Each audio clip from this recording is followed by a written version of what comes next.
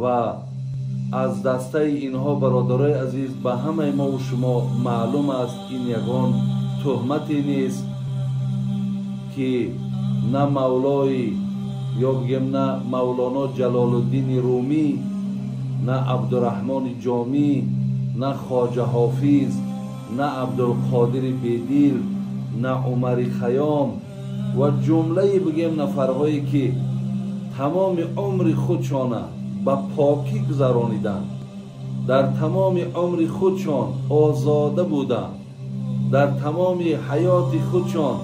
زیان و ضررشان به کسی از بنده های خدا نرسید، بازم این حافظای کل قرآن بودند، امروز از دست این طایفه بدگوهر اینا آرام نیستند، روح اینها گویم آرام نیستند و همه اینها از جانب اینها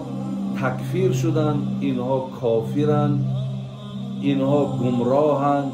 اینها مشرکند، تکفیر شدند، اینها کافرند، اینها گمراهند، اینها مشرکند، اینها مرتدند.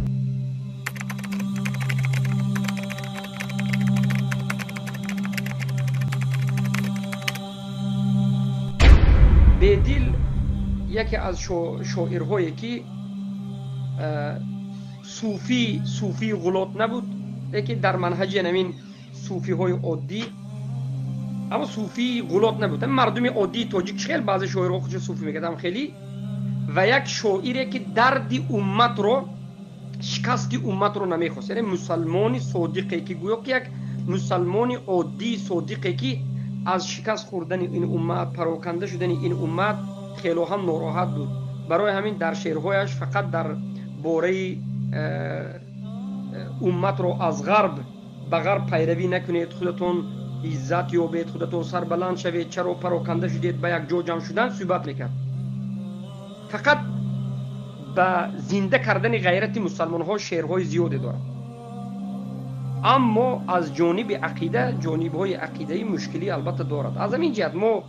مخلصی بیدیل هم نیستیم، دینمون رو از بیدیل هم نمیگیریم، لیکن برای ادبیات تاجیک، برای خوب شدن ادبیات اگر کم کمی به شعرش نظر بکنید باکی نداره، لیکن بیدیل نه یک عالم دینی، نه یک مرجع و مصدری اهل سنت و جماعت، یک شاعر است.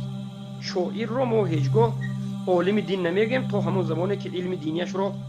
بیان نکرده باشه. برای همین ما مختصرا میگیم که شاعرهای تاجیک از همه خوبترین شاعرهای تاجیک والله اعلم فارس تاجیک این که ابو عبدالله رودکی بودند و بسیار شاعرهای معروف به مانند فردوسی، حافظ شیرازی